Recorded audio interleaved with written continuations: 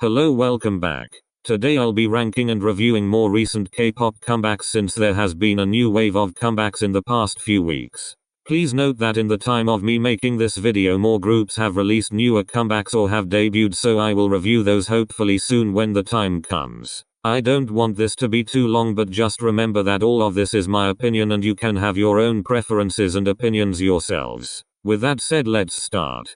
For number 15 we have Chocolate by Changmin, also known as Max. So for those who aren't aware of who he is, Changmin is a part of the famous duo TVXQ. This group was one of the very first groups in the K-pop industry and they used to have 5 members, but due to some conflict between 3 members' contracts and SM refusing to change it, they left, leaving the two, Chang, Minutes and Yoonho, forming a duo. Now Changmin officially made his solo debut a couple weeks ago, and let's just say I wasn't a big fan of his title track. If you haven't heard it yourself, I suggest that you listen to it and form your own opinions about it, but I personally didn't like the song and I feel like the multiple high notes didn't appeal to me. Although he's a main vocalist and I usually think high notes are great, the song got really boring and every time he says the word chocolate I cringe and I feel it's very out of place. Other than that, his B-sides were alright and his collab with Chung Ha was quite refreshing. At number 14 is Purple Beck's comeback Valentine. Most of you guys don't know about Purple Beck, and if you're not interested you can skip this one, but I really like them as a group and it's sad that they don't get the attention they deserve. I loved Valentine because it was a soft concept and light, and although they didn't quite promote it, I like the pure aesthetics of the song and its music video. I put this down at 14 since they didn't really promote the song, and since they have no stages I can't really form much of an opinion of it. Next at number 13 we have Spring by MCND. I loved this song a lot and I can say for a fact that this comeback really got attention. The beats were nice and I like the theme and concept of the song. Tell me why they uploaded several performance versions of one song like we really get in Fed. I haven't really got into this group, although I should, because they seem very charismatic on stage and probably more with each other.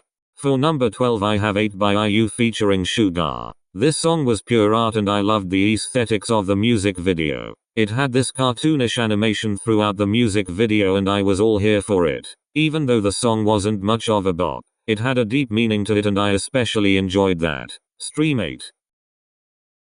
At number 11 we have Nonstop by Oh My Girl. I loved this title track, as you can tell by my intro. It was a bop, but to me it sounded familiar. I don't know what it was, but when I heard the song the first time I knew the chorus sounded familiar to something they might have done before. But Oh My Girl has a signature sound, so regardless, I ain't complaining. I loved the choreography to Nonstop and they looked so happy performing on stage. I'd have to say that Mimi owned this era period. Oh My Girl only releases bops. Next caller.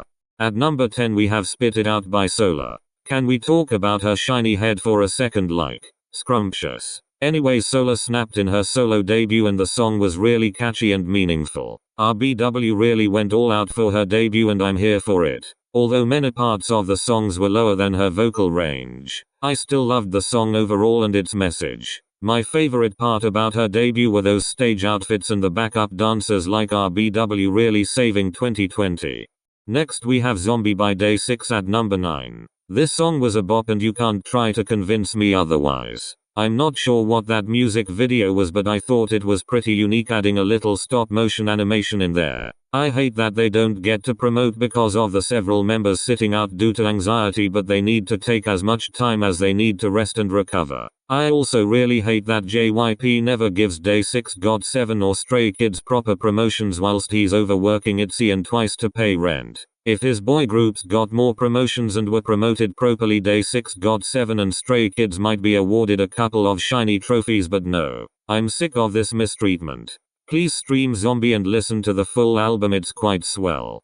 Next at number 8 is Dazzle Dazzle by Wiki Mickey. This song would have ranked higher in my first video since I was supposed to rank and review this in it, but I just remembered it when I uploaded. Overall I really like the concept of it and my favorite part of this comeback was the choreography and of course the famous bridge. I just recently got into Wiki Mickey and I really think they are a very fun group and they seem to get along really well. I'm glad that other members besides Do-yeon and Yoo-jung got to shine this era so they could get more exposure and more fans overall. It was a very fun comeback, but I was disappointed that it was just a single and wasn't a full album.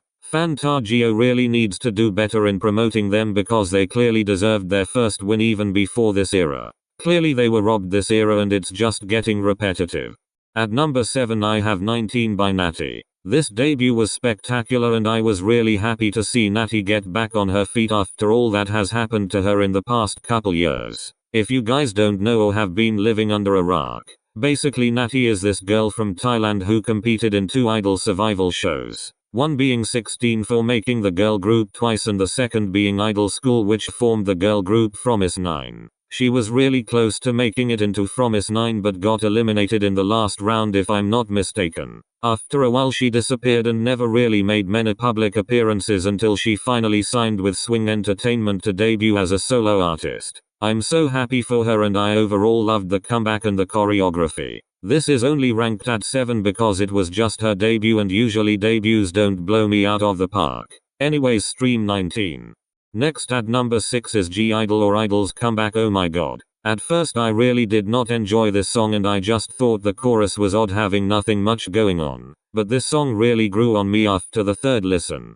Cube really went all out on this comeback and spent actual money on the music video, the outfits and costumes and the stage performances whilst keeping CLC in their dungeons and having Sawn making TikToks. About the song itself, I thought it was great and Yuki or Wookie, however you say her name, came through with those vocals and I was here for it. What I wasn't here for was Shuhua's lack of lines, like please give her more lines now. Overall this comeback had some really nice stage outfits, these in particular, and the backup dancers really brought everything together since it wasn't much of a dancing song if you know what I mean. The EP was great and I suggest you listen to the B-side maybe because that was pure art.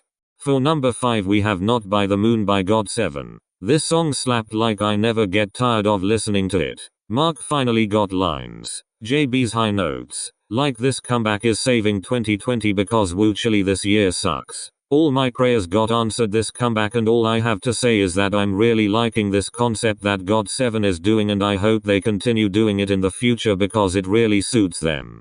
Next at number 4 is Stay Tonight by Chung Ha. In one of my predictions in my 2020 K-pop predictions video I said that it would be Sunmi's year to shine. And I love them both, but I'm sorry, I just have to give it to Chung Ha. This song really didn't appeal to me at first and I wasn't really liking how it was all over the place and how I couldn't depict the chorus from the rest of the song. But after a couple of listens, like 5, I really got into it and now I'm just obsessed with it. Chung Ha really loves letting her backup dancers shine and she's my alt female soloist because she's just so humble whilst also shining in every aspect possible. The choreography and the outfits were on point and the dance break was immaculate. Chung Ha really came through and it's only a pre-release. I can't wait for the next pre-release and the actual comeback. At number 3 is Bazooka by GWSN. I don't care what y'all say, but they need attention and they need it now. This comeback was so good, like I think it's my favorite song by them, period. GWSN served this comeback with the vocals, the live performances and especially Miya's hair. Literally everyone bias wrecked me this comeback, especially Ann. Sorry Suk Young. This song was so catchy and I hope So gets better soon so we get to see an OT7 version of the song. Please give these girls a chance, they deserve the world. At number 2 is Lala Lee Lala by April. Give them Artist of the Year right now. Anyways, this song literally made me happy that there's at least one group not doing Girl Crush or something dark in 2020. Besides Oh My Girl, they are probably the only group who has released a lighter, softer concept this year and I'm here for it. The song was really catchy, but I hated that they made the song tone lower for the live stages. Now let's talk about their most deserving yet non-existing first win. If anyone deserves their first win, it's April. Literally they serve every comeback with bop after bop, but where are their awards? After about a 2-year hiatus you think they would have gained more attention, but DSP really sucks at promoting and y'all stay sleeping on them for newer groups. I get that you might have different taste and preferences than the music they put out, but please give them a listen, I promise you won't be disappointed. They've been in the industry for 5 years and they deserve better than this. Stream Lala Lee Lala or I'll snatch your toes. Lastly at number 1 we have Dum Da Rum by A-Pink. I mean, what did y'all expect? Like it had it coming for you. Literally A-Pink has proven to never release a bad song. Plus they are one of the only active second-gen groups to all still be together besides one member leaving after the quote-unquote 7-year curse. Ever since their debut with I Don't Know they have only released bops whatever the concept may be. This elegant concept they've been doing for the past 3 years has been drawing so many new fans to them and they really have it going for them. I loved the song on the first listen and literally all the B-sides were soothing and easy to listen to. I recommend listening to Yummy, Love is Blind, and Overwrite. Besides that, the choreography this comeback was a step up from %% and I'm so sick. But I loved it and they served in every stage performance. I hope they have another comeback this year but if not I know that they will serve next year.